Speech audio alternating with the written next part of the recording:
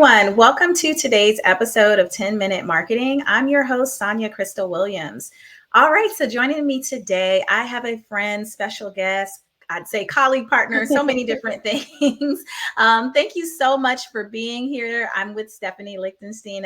She's the president and founder of Micro Media Marketing, and she has a passion for social media that is absolutely contagious. She's worked with all types of small business and Fortune 500 companies, including HarperCollins, Hubble, and Colliers International. She started her company about 14 years ago and is now headquartered in Miami and has a team based across the entire world. Thank you so much for being here, Stephanie. Thank you so much for having me. I've been following along and I'm loving all this knowledge that you're sharing on your podcast. So I'm so happy to be here.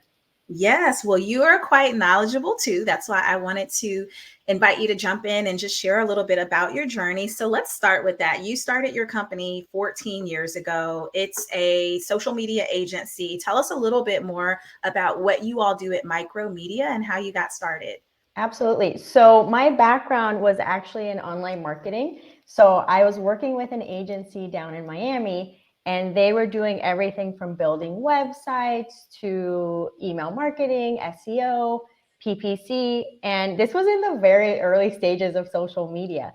So Yeah. I was lucky enough to, it was like a family run business. So I talked to the owners and I said, why don't we offer social media to our clients? Maybe it's something that can benefit them.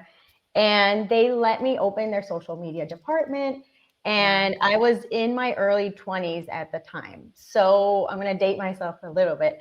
But I had the opportunity with one of my best friends to move to New York. And I took it and I got bit by that entrepreneurial bug. And I decided when I wanted to go on my own, I decided to focus on social media, which was what I was the most passionate about. And I was very lucky to meet people like Gary Vaynerchuk, who is now, a force to be reckoned with. He actually allowed me to work out of borrowed space in his first VaynerMedia offices in New York. And yeah, I started everything on my own, but I got to learn so much by being in that office and working from there. So that's kind of how we got started in New York in 2009. Yeah. Wow. Yeah, I definitely would imagine if I were working in Gary Vee's office, I'd kind of have my ear out for those conferences. He had just launched, I think it was the first Crush It, and he was on his book tour, but I got to see campaigns like NHL, Sour Patch Kids, and I got to learn a lot. Very, very awesome that he gave me that opportunity. Very cool. So today you're working with a range of businesses. What would you say, like in terms of areas, do you have any specific verticals, industries, or areas you focus on when it comes to social media? Yeah, so in working with that agency, I got very familiar with ecommerce. So that's been one of our biggest focuses, but a lot of the brands that we've worked with have been in the home decor space. So we've been in categories such as bedding, lighting, furniture. We have done a lot of different categories. We've even done B2B, but I would say that's really been our specialty and our focus. Our team is made up mainly of women, and that's usually the audience that we're speaking to. So we understand that audience very well. Wow, that is so cool. So let's talk a little bit about, because you have grown a team. It started out as just you, but as you've grown your team as a business owner, what were some of the first steps that you took to start expanding the service beyond it's me doing the work to bringing other people on board to share in that? Absolutely. So I did realize fairly early on, you can't do everything on your own. You can't grow a business that way. So it was interesting how I started finding some of the people that I hired. For one of my clients, this is way before influencers were a thing. So there was something that was more so popular that was mommy bloggers. So we started building for one of our clients really strong relationships with mommy bloggers that were writing great content, and they were exposed to social media a bit. And there was one partner that I really liked, and I started talking to her and saying, hey, would you be open to learning a little more about social media, maybe working with me on other projects? And she was one of my first hires, and now she's blown up. She's a big influencer and, does a lot of collaborations on her own, but she worked with us for a few years. And then I started connecting with like-minded people like her.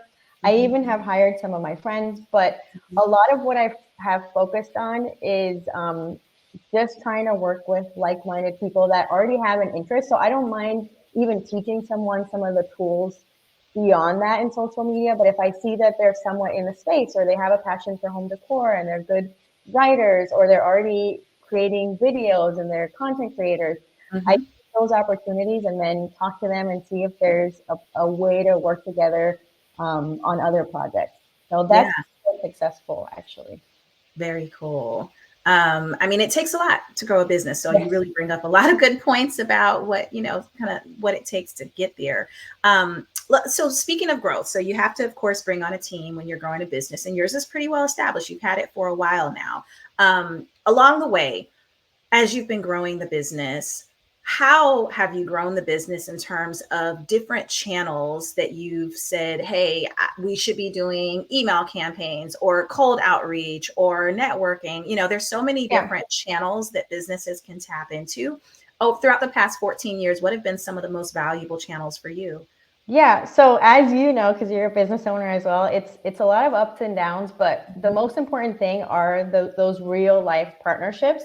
Mm-hmm. So a lot of our business does come from referrals, but one of the biggest, I was going to say risk, but one of the biggest investments I made was actually going to this conference that was IRCE, Internet Retailer in Chicago, and Mm-hmm. I exhibited. And I remember at that time, I had to invest maybe about $15,000, which to me, Wow. Yeah. that's a chunk of change. So I was like, okay, That's a I business. didn't really have a sales team. I had a team that was a lot of stay-at-home moms working from home running pages. So I said, okay, who can help me at this conference? So my husband, Okay. my best friend, and I did have one sales rep for Miami go with me. Mm-hmm. Um, and that's when I decided I wanted to take my company to the next level. And it took a while because a lot of the businesses that I met were building out or changing up their sites and then going to focus on what they wanted to do with social after. But that did actually pay off. And then I was able to hire people with more experience and continue to Mm-hmm. grow. But over the years, a lot of the events I have gone to consistently, like looking at an audience that I really want, I've built relationships. Mm-hmm. And that has been super helpful to me. Like, for example, I have done a lot of business with you. And so you mentioned that we're colleagues. So one of the clients that I got at that very event, Mm-hmm. you were already working with that client. So we met in that way. And then I saw some of the amazing skills that you had in advertising that on our end, I didn't really have the resources in-house with my team at the level that you were at for advertising. So even to this day, when I have any client that has, more extensive advertising needs, we always partner with Right. each other. And that's been very mutually beneficial. Yep. And in Miami, I was going to open an office and I thought, oh, do I really need one? Because a lot of Mm-hmm. people, don't do as much face-to-face meetings. But I did share an office with a web design company and also a woman-owned company, super creative. They're called Inkberries. They're awesome.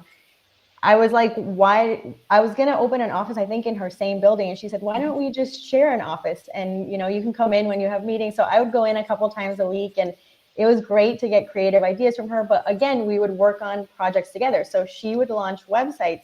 Mm-hmm. Once the websites were live, then I would launch social media.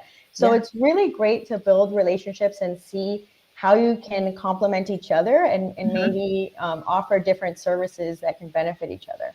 Yeah. And I love that you bring that up. And this is a really important point for those of you that are listening, that the relationships that you build don't always have to be directly with someone who's going to become a client. Aligning yourself, what Stephanie's saying, with other business owners and teams that complement your services, that can create a referral relationship, that gives the opportunity to collab and exchange ideas is huge, I think, for entrepreneurs and small business owners. And likewise, we've been able to partner with each other. And I've been able to turn to you, particularly around your expertise with influencer campaigns, because Yes. that is, not my cup of tea. And it's Right. as a business owner to recognize that, right? Yeah. And then how can you translate that online? So that same conference, everyone I met, I added them on LinkedIn. I Yeah. followed up with them. And guess what? I got some really big referrals. I got to work with Hubble, which is $1 billion company. I got introduced through someone that I met at that conference, who they were posting a message saying, oh, I really am looking for someone that has expertise in social media. And I got tagged on LinkedIn, went in, responded, set up a call. And, because it was through a mutual connection, I was able to get them as a large consulting client. So definitely use also what you do in person, translate that online, and try to stay connected with that person. And you said emails as well. So I am currently, my husband is actually running an email marketing campaign for me targeting e-commerce brands, which just launched yesterday, and we're already getting a good response. But yeah, there's a lot of great tools that you can utilize. But I would say what I've done that has helped me is to try to focus in on a niche, because there's so many people nowadays that are doing social media. So what's different about us, and what do we specialize in that sets us apart? And that's why the events we go to are more focused on that niche as well. That's important, not just broad, but really focusing on retail and e-commerce, where you have a strength and a track record, which is tremendous. I also want to talk about, because you brought him up a couple of times, I want to talk about your husband, because he's a marketing genius. He is, yeah. So tell me more about that, because I know he's got some projects he's been working on. Yeah, absolutely. I'm so glad that we paired up, because he's also in the marketing space, but he's on the content marketing side. So he wrote his first book, which was a content marketing book. And he just recently launched a new book called Transform Your Marketing. And it also is a new site, and he's offering all these amazing services. He's been in the space for a very long time, and he just finished as a CMO of a health tech company, which they started at zero. It was him and the two founders working out of a home to raising over 60 million. And he took everything that he learned and really put those tactics in his new book. So it's very exciting. I get to see the other sides of marketing. So like I said, he's running my email campaigns now. That's not my forte. So I really focus on the social side. He's amazing with content marketing and email and a lot of other online tactics. And he has those in his book as well. So I'm very excited for him that he just published and got that out there. Yes. Thank you for sharing that. So Transform Your Marketing, everyone. And we'll be sure to put a link to Transform Your Marketing in the show notes, so everyone knows where to purchase it, get a copy. Yeah, actually, I was going to share at the end, but I'll just go ahead and share it now. He just released a free ebook version. So if you go to transformyourmarketing.com and you see a free ebook, you can download that. And that has a lot of amazing tools. And that'll give you, I believe it's 33 marketing tactics that you can apply to your business. Huge. I love that. And I think, again, as we're talking about this journey that you've been on, that it's evolved, and it sounds like do you still get out to conferences and follow that same process? Has that become a staple in what you do? Yeah, obviously with the pandemic, that kind of slowed down a little bit. But this last year, I was able to attend a couple big conferences that were related to clients. So they actually invited me to speak. And that's something else that has helped me a lot, is trying to go out there, share my knowledge, and then talk to people at the end, answer their questions. But yeah, there's one that I've been going to now in Chicago that was called NeoCon, and it's huge for the commercial interior designer space. So I did go to that. And in Miami, I have a client that is on more of the B2B side that works with a lot of startups. So they do a lot of events for founders and entrepreneurs. So I have been starting to go back to the real in-life person events, and it's been really great to reconnect with people. Yeah. And I love that, because I'm a huge believer in anything that you do, first of all, online should be in some way, like, you don't abandon, when it comes to online marketing, you don't abandon the offline stuff. And then when it comes to things that you're doing offline or in the real world, you can always, as you said earlier, bring that back to online, because that gives you a great opportunity to nurture relationships, which is huge, especially with networks like LinkedIn and Instagram. And sometimes it might be figuring out, as you do connect with people, where do they like to hang out, and then hanging out where they are, and making sure you're engaging with their content at the very least to stay top of mind. Yeah, I think emails and social media are the best way to stay connected online and stay, in front of someone. I celebrated our 14-year anniversary, and I made sure I sent out an email. And then a client that I had connected with earlier introduced me to someone else. So it's just a good way to stay visible in front of people. And then, of course, if you have tools like even Rick with his book, he has a long version of his book that has a branding section and then the 33 marketing tactics. But then he's like, why don't I offer to everyone a free version where they can, get more information and learn more. But then, you visit his website and then you get to know him a little bit more. So there's a lot of things that you can do online that can translate into more of a long-term connection. Very huge. Okay. Also in this 14-year journey, what are some of the big lessons that you feel like you've learned along the way? It could be good, bad, ugly, right? Because, that's kind of the juice we also like to hear with business owners. Everything isn't always perfect along the way. Yeah. So any big lessons learned for you? There's a couple. So like I said, there's a lot of ups and downs when it comes to being an entrepreneur. So two that come to mind right off the bat, we were kind of talking about how there's a recession or there's times where things go up and down. Kind of even when I was starting my company, we were kind of getting over being in a recession. Yeah. So first of all, and I love that first company that I worked with. They were a family-owned business. Andy Rodriguez, he's awesome. He's doing a lot of local networking and started a company called South Florida Business, I believe is what it's called. But he's always very positive, and he was like, companies will always need marketing, and we can help them, and we can come up with packages for them, and we just got to get them out there. So he was when the recession was going on, I think it was like in 2008, and I was working with them. He always had a very positive outlook and just thought, how can we shift what we're offering, and maybe we offer packages that are at a different starting point. But these businesses need our help. But when it comes to sustaining long term, you need to be ready for a rainy day, because I pay my team whether I get paid or not. And if I'm in a recession and things aren't going as well, then I can figure out, how I'm going to position myself. But because you're going to have ups and downs, if you want to be in there for 14 years or for the long haul, there's going to be times you're doing really well, and there's going to be times where things are a little harder. So you need to save up for a rainy day and be ready for that. And you also need to maybe offer other options. So if someone comes back to you and says, I would really love to do this, but because of X, Y, and Z, I can't, then I can try to make it work and say, if that's what we're working with, then this is what I can offer. Now, I can't offer as much of the work, but maybe I can do a training for their in-house team, or, offer different options to people. So that's very important. On the other side, another thing I thought of, which was harder for me to do when I was younger, and it was harder for me to do when I just needed the business because I was starting out and I didn't have any, is knowing when to say no and to walk away from something. So that I have done that with even larger clients. Why? Because I remember a team member in particular of mine was brought to tears from something. It was like a very stressful project, and I could see that, on the client's end, they just didn't have everything in order. So it was always like very stressful, and it was always a scramble for my team. We always try to prepare, we plan a content calendar a month out. We get approval for what's coming up like a week ahead.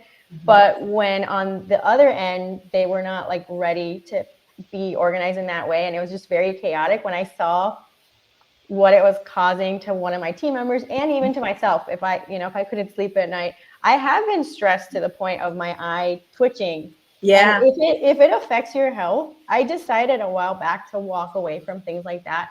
If it doesn't benefit myself and my team in the long term, even if it offers me a lot of money, it's not going to work, because then I'm not going to have team members that stay with me for years at a time, and it's just not worth it. So I have learned to say no to certain things, especially if it affects your emotional or mental health. I think it's important. And I know it's hard, but I think it's worth it in the long run. Yeah, I think there's a lot of lessons there: protecting yourself, protecting your team. And like you said, the value, the value that your team brings, and that's also important to protect. And I can totally relate. I've had the eye twitching as well. Oh, yeah, I was like, this is not normal. And I researched, and I'm like, why is my eye twitching? And it was stress. It was nothing more than just stress. Yeah.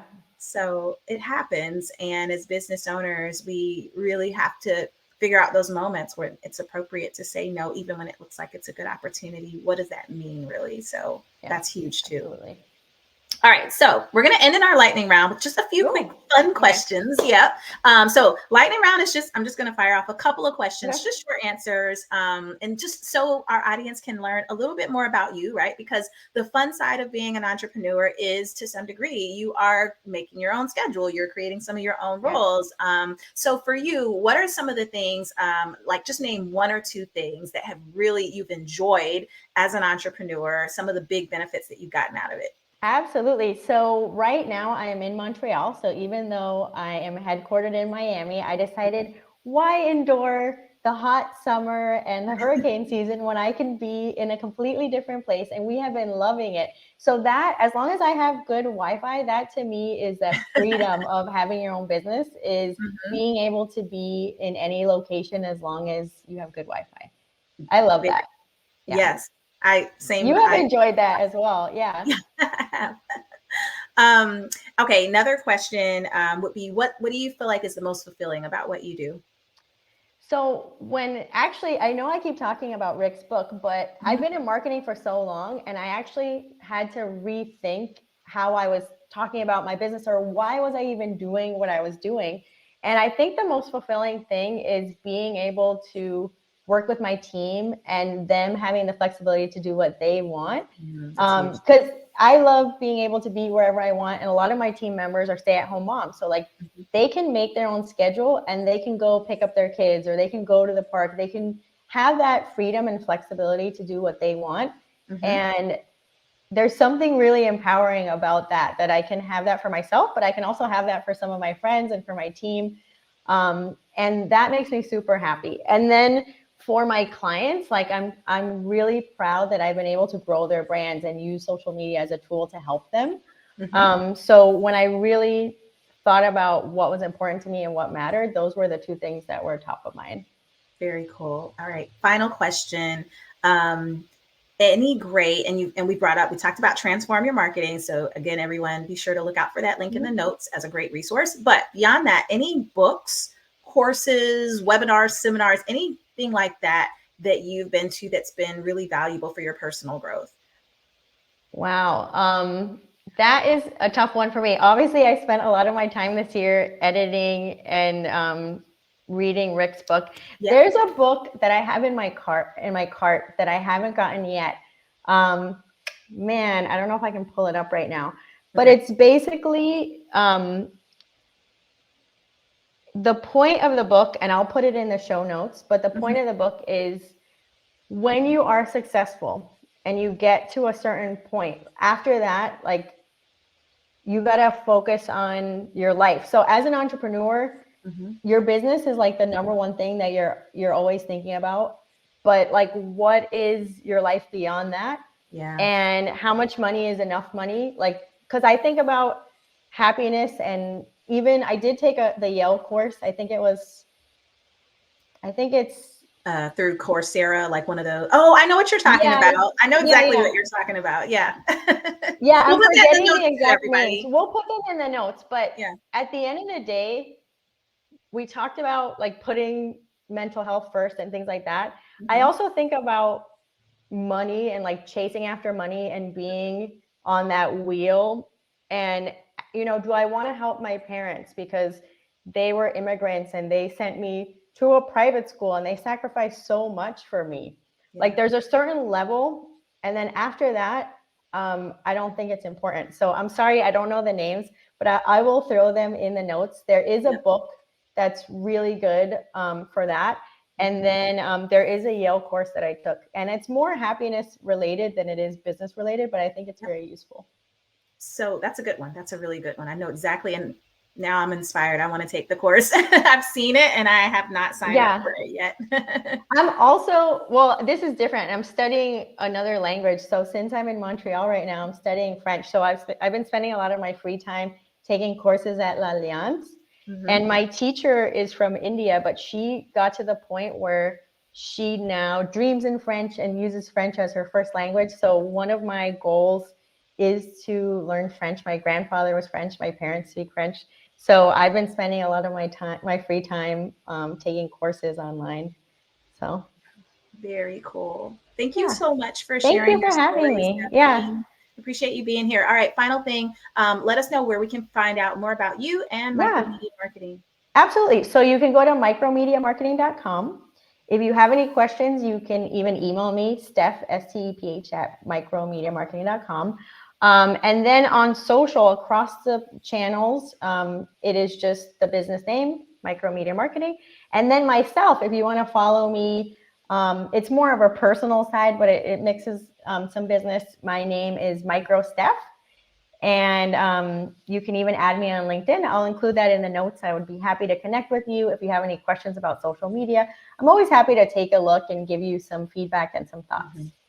Thank you so much, Stephanie. Thank All you. right. Thanks everyone Okay. for listening. Until Bye. next time.